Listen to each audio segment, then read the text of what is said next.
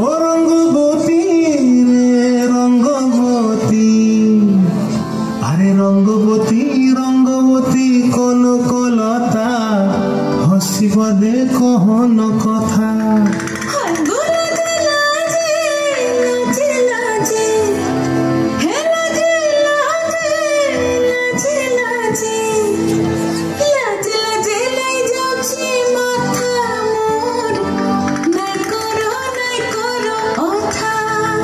আরে মিত্র ভানু বন্তিয়ার কথায় প্রভুদত্ত প্রধান করিল সুর।